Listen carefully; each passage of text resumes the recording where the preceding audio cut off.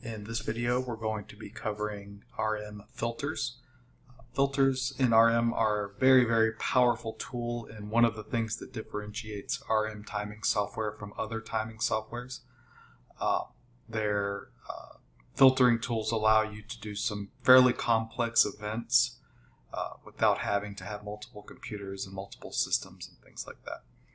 So to enable filters, first, before we can do anything with filters, we have to enable them. So we will enable them right down here by clicking this toggle switch. You'll see here that filters have been turned on. Clicking the gear icon will open the filters menu. And these are all the different filters that are available. I'm not going to go over all of these filters, but just the ones that we use on a regular basis. Filter 1, this is great before an event. If you want to go ahead and have the readers connected and collecting, but don't want all the chip reads coming into RM before a certain time, you would enable this filter and just set the time of day here. What I do generally is have this set to about 5 minutes before the scheduled start time of the race. That way I can have everything set up and running, and I won't be getting a whole bunch of reads before the race starts. Next filter that we use pretty regularly is filter 9. This one is especially useful at cross-country meets because they all start with gun time. So for this, if you enable filter 9, you would just select which one. Usually it's gun time. This will bring in no reads until a gun time is recorded for an event. This is great for people that are hanging out around the finish line or something like that at a cross-country meet. I'm going to be referencing that mostly because this is where I use it a lot.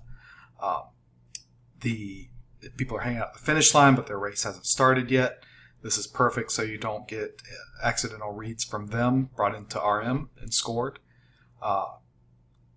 Just need to make sure that if you do have this filter selected, that you enter the gun times well before the first finisher comes across.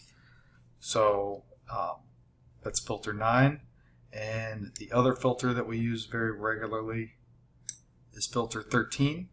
This filter allows us to ignore reads from a specific point if there is a time in another point. So I use this mostly for start time. So if there is let's say a good example would be a kids event occurring at the end of a race. So parents will sometimes run with their kids, but they've already finished the race. Well, if you have the timing system set up to collect the start reads for the kids, it'll replace the start for the parents if you don't have this filter enabled, which will change their overall results. So this filter is great for things like that.